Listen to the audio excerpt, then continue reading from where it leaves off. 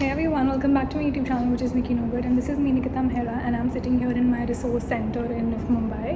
So the video is going to be about very informative, as because many of you were asking me what are the topics in CAT which we should learn and which we should practice, as today is 6th and 9th आपका entrance exam है. So here I'll be listing some of the topics which you should be thorough with it, and ये सारे के सारे topics मैंने पूरी अपनी research करने के बाद ही आप लोगों के लिए निकाले हैं. ये बहुत ही ज़्यादा important रहने वाले हैं, बहुत ज़्यादा meaningful रहने वाले हैं if you'll be practicing that. This video is going to be very serious, as अभी तक आपको serious हो जाना चाहिए अगर आप नहीं हुए हो तो, because this is 6th and आपका exam 9th को है.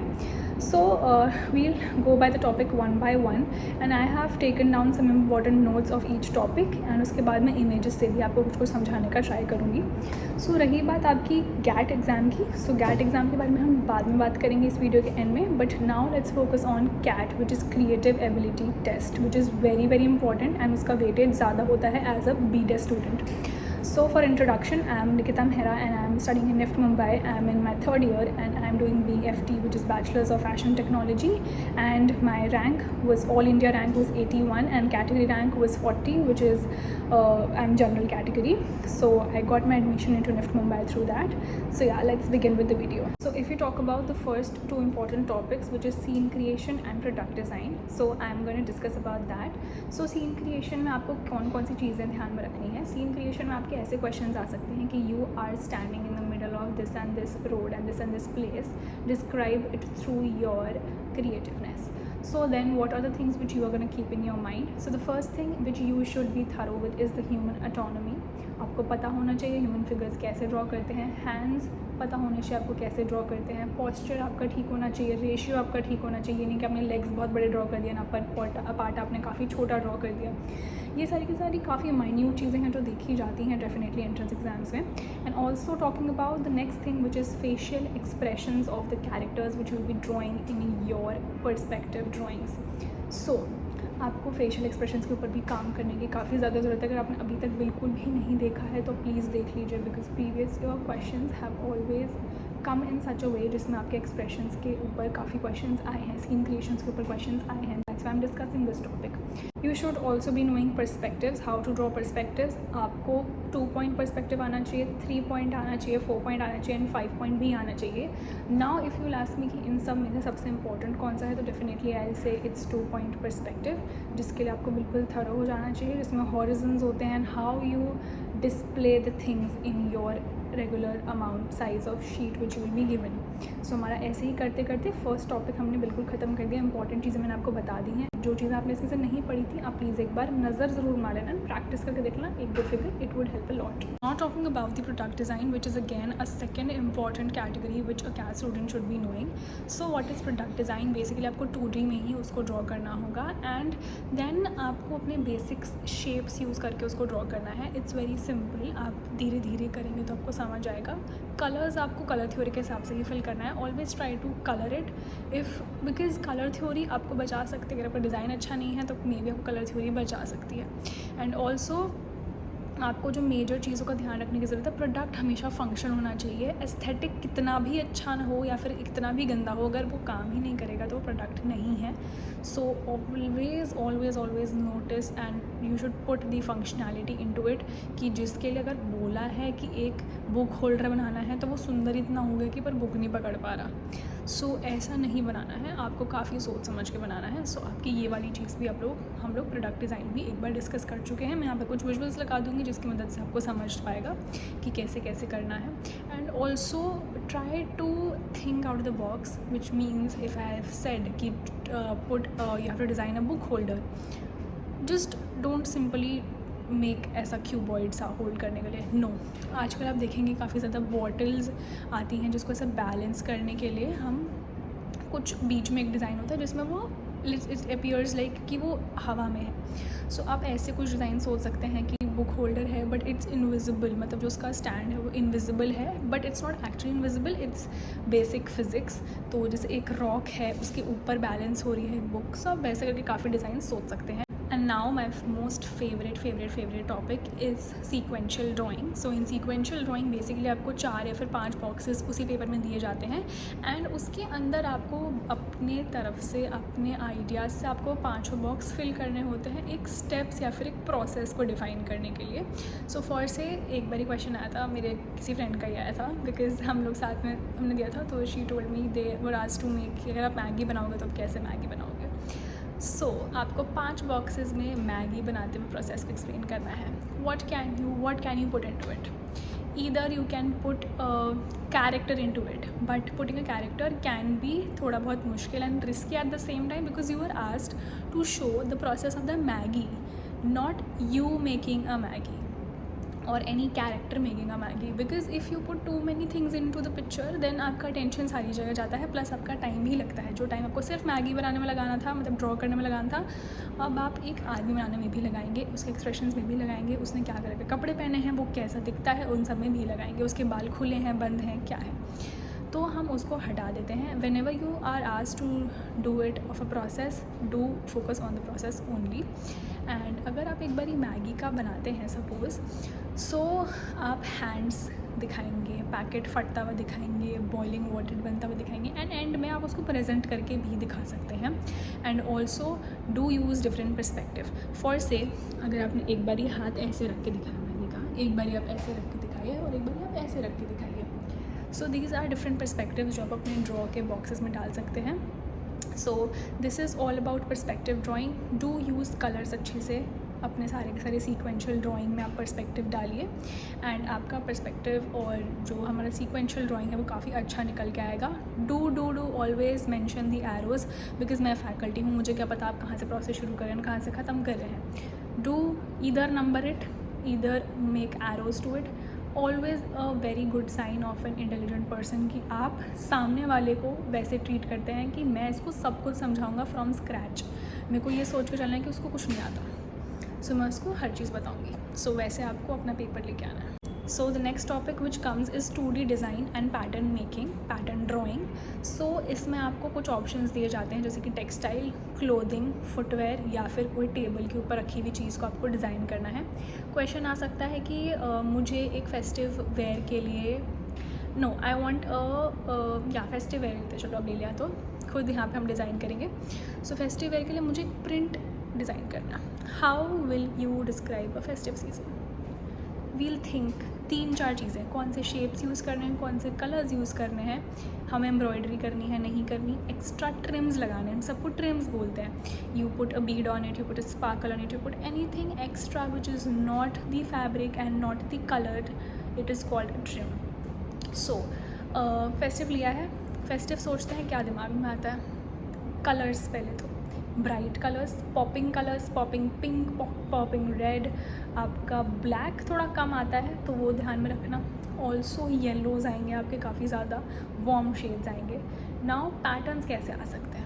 पैटर्न्स आपके सबसे पहले आप सोचिए कि आपके कैसे पैटर्न्स आ सकते हैं. So for me I would say whenever I think of a festive season I always think of flowers because either we put flowers to भगवान जीज and also we ladies females put गजरा अपने बालों में and either if it's a wedding we put the garlands all over our neck.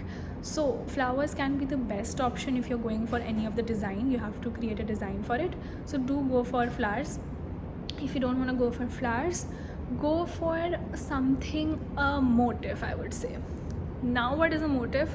A motif is a print, I would say. It's a shape which is being repeated all over the fabric. तो आप motive design कर सकते हैं and उसके हिसाब से आप patterns बना सकते हैं. मोटिव आप कैसे डिज़ाइन करेंगे, उसके अंदर आप ईदर फेस्टिव बोला है, मेक लाइंस, कुछ आप अपना एडिशनली उसमें ऐड कर सकते हैं, कुछ वेव ऐड कर सकते हैं, मूवमेंट्स ऐड कर सकते हैं. इस हिसाब से आप मोटिव डिज़ाइन कर सकते हैं बिकॉज इफ़ फैकल्टीज़ को या फिर जो भी पेपर चेक कर रहा है उसको पता चलेगा कि ओ इसको मोटिव भी आता है बनाना. So that would be a brownie point for you. And if you are asked to create any footwear for say, do think from your brain because footwear is a very functional thing. वो उसको सुंदर तो दिखना ही है, उसको function भी करना है. So if you are asked to create a footwear for an athlete, you will not put heels into it, or either if you will put heels you will put a platform heel, or if you will put a पूरा base तक जो जाता है, जो Puma के आपने देखे होंगे आते हैं काफ़ी ज़्यादा शूज़, क्योंकि वो फंक्शनल होना चाहिए। वो ऐसे ही हवा में सुंदर दिख रहा है, उसमें हील्स डाल दी हमने, no, pencil heels no, it's a very simple thing, but yes people can sometimes get diverted कि आप उस एरिया में सोचते नहीं हो, यू जस्ट लुक कि एस्थेटिकली सुंदर लग रहा है, मैंने कलर सब कुछ सही किया है, but what if it's not functional? If you are asked to create a nice party footwear for a kid, what you will, for a female I'm saying, for a girl child, so what you will put? You will put heels. If you are putting heels, it's a no. If you are putting heels, what size you are putting? Even if you are putting heels, what size are you putting? So do mention the size. Platform heels of children like I used to wear, so it's a block heel and it's very thin. So आप ऐसे काफ़ी देख सकते हैं, and if you are putting some nice bows on top of it, do it in a creative way. So हमने footwear and हमने print, यहाँ पर डिज़ाइन हमने थोड़ा बहुत डिस्कस कर लिया। आई थिंक आपको काफ़ी ज़्यादा अच्छे से आइडिया हो चुका होगा। दिमाग थोड़ा खुलाओ अपना, मैं कैसे बताऊँ इसको, बिकॉज मैंने निफ्ट में आके यही सीखा है, like you have to think a lot in every aspect. सुंदर दिख रहा है, ठीक है। अगर कुछ लोग ऐसे भी होते हैं, वो बहुत ज़्यादा फंक्शनल देख लेते हैं, बट फंक्शनल होगा कुछ खरीदेगा नहीं ना कोई बंदा, अगर वो अट्रैक्टिव नहीं दिखेगा तो। So your product always should have your USP which is, या फिर वो बहुत ही ज़्यादा फंक्शनल हो या फिर उसका कॉस्ट कम हो। यहाँ पे हम कॉस्ट की तो बात कर ही नहीं रहे। सो इधर इट शुड लुक अट्रैक्टिव और इधर should look functional. Yes, my most favorite topic is conventional and non-conventional drawings. So what is conventional? पहले हम इस टर्म को समझेंगे, उसके बाद ही हम उसका आगे का चीज़ें भी समझेंगे। So conventional means something which is traditional, और जो जैसे ही होती आ रही है। एंड नॉन कन्वेंशनल मीन्स कि आप उसमें मॉडर्न टच डालते हैं, it's not any more traditional. So अगर आपको, मैं यहाँ पे एग्जांपल्स दिखाऊंगी। मैंने कल पिंटरेस्ट में से, कल मैं पूरी रात पिंटरेस्ट स्क्रॉल करी थी कि कैसे मैं आप लोगों को अच्छे से समझा सकूँ कि क्या कन्वेंशनल है एंड क्या नॉन कन्वेंशनल है। सो अगर आपको हमने कुछ भी ऑब्जेक्ट दिया है, अगर आपको बोला है कि सेम ऑब्जेक्ट्स आपको अनकन्वेंशनल और कन्वेंशनल चीज़ें बनानी है, तो आप कैसे बनाओगे? कन्वेंशनल तो आप वैसे ही बना दोगे जैसे वो चीज़ है, आप एज इट इज़ उसको थोड़ा बहुत मॉडिफाई करके बना सकते हैं। अनकन्वेंशनल में what you can do is you can create a product out of it. So यहाँ पे मैं एग्जांपल्स लगा दूँगी। Colour theory, again do put into it, and also be creative, scroll through Pinterest. ये टॉपिक ले लो, Google search कर लो। इफ़ यू विल सी 50, और 50 तो बहुत ज़्यादा बोल दिया मैंने, I don't think so anyone will see that much, but या if you will even see 10 of the examples, you will be able to at least do one good example in your drawing exam. Use an example of a shuttlecock जो मैंने ढूंढा था कल। हाँ। So basically if you are asked to make any unconventional product out of it, what you can do is you can make a lamp out of it because उसका shape वैसा होता है। You can also make something which is covering it, like you can make a, what I can say, you can make a muffin cover, like अगर आपको muffin वैसे होता है ना bakeries वगैरह में, you cover something out of it, I don't know the name, so please excuse me for that, and you can use your cork का example वैसे। So yeah, that was it about conventional and unconventional drawings. The second last topic, which is your poster design. So how you gonna design a poster? किसी topic पे poster दिया है, same to same वही heading लिख के poster में बताना। Do find a synonym sentence for it, जिसमें आप लिख सकें एंड कि लोगों को समझ भी आए कि ये वही टॉपिक है, बट अब बंदे ने खुद से अपना सेंटेंस सोच के बनाया है। So will get a brownie point for it. Do write some quotations in it जो विजिबल हो। Negative space and positive space का काफ़ी ध्यान रखिएगा। फॉर एग्जाम्पल इसी फ्रेम में ले लेते हैं। सो आई एम हियर, अगर आप मेरा कट आउट लेंगे तो I am a positive space होगा आपका, एंड ये बैकग्राउंड जो खाली है वो नेगेटिव स्पेस होगा। तो उसका काफ़ी ज़्यादा ध्यान रखना है। कलर थ्योरी का काफ़ी ज़्यादा ध्यान रखना है। मैं यहाँ पे एक पूरा डिस्प्ले कर दूँगी चार्ट, कौन कौन से कलर्स आपको किसके लिए यूज़ करना है, कौन से फेस्टिवल्स के लिए यूज़ करने हैं, कौन से बीच के लिए यूज़ करने हैं, कौन से माउंटेन्स के लिए यूज़ करने हैं, कौन से कलर्स वार्म होते हैं, टोन्स एंड शेड्स सब आपको पढ़ के जाने हैं अच्छे से। Colour psychology is again a most important part. Now coming on to the last topic, which is your storyboards and your comic strips. If you have not seen my last video, do watch it because मैंने वहाँ पे अच्छे समझाया comic strips क्या होती है, comic strips कैसे बनाते हैं। कॉमिक स्ट्रिप्स और स्टोरी बोर्ड्स में आपको कुछ चीज़ें बहुत ध्यान में रखने की ज़रूरत है। स्टोरी बोर्ड में आपको पर्सपेक्टिव्स डालने हैं, कॉमिक स्ट्रिप्स में आप पर्सपेक्टिव नहीं डालोगे तो भी चलेगा. What thing which should always remain is कि आप सबटाइटल्स जैसे हम मूवीज़ में देखते हैं आपको वैसे उसमें टेक्स्ट एंड हेडर्स डालने हैं, जो कि बहुत ज़्यादा इंपॉर्टेंट होने वाले हैं आप लोगों के लिए. कि कॉमिक स्ट्रिप है, कम्युनिकेशन करना है, कैसे कम्युनिकेशन करेंगे वैसे क्लाउड्स में डाल सकते हैं, एक टैबुलर फॉर्म में आप टेक्स्ट लिख सकते हैं. So do go through some storyboards and comic strips की कैसे होता है. कैरेक्टर्स अगेन आपकी ह्यूमन एनाटॉमी आ जाती है. कार्टून्स ड्रॉ करना सीख लो, काफ़ी ज़्यादा हेल्प करेगा. Like I do interacted with some of the juniors of BDES, so they told कि हमने कार्टून सीख लिया था भाई, हम बच गए थे कैट एग्ज़ाम में. इधर आप ह्यूमन एटोनॉमी इतनी स्ट्रॉन्ग कर लो कि अगर कोई कहीं भी आता हो वो बना के चला दो, या फिर कार्टून बनाना सीख लो. Do work on it, it will help you a lot guys. Now we will quickly take a recap of the GAT exam.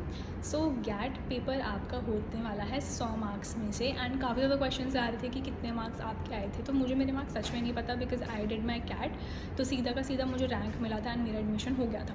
But जो लोग सिचुएशन टेस्ट के लिए क्वालिफाई होते हैं वो कैट और GAT मिला के सिचुएशन टेस्ट के लिए क्वालिफाई होते हैं, क्योंकि वो BDES कर रहे होते हैं. But I did BFT, so I was not in need of any of this marks.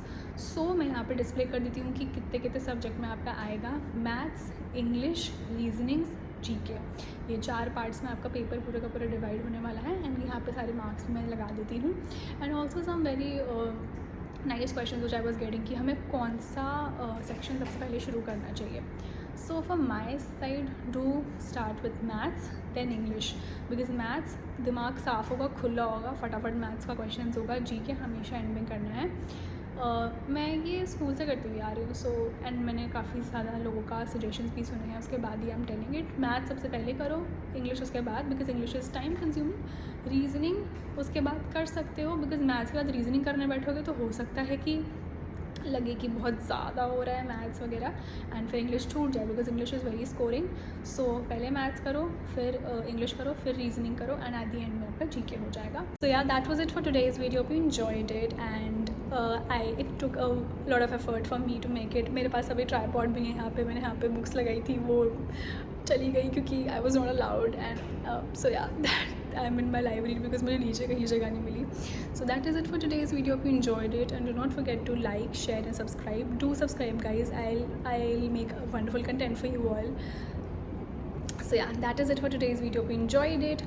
Bye bye and thanks for watching, and see you in my next campus. Bye bye.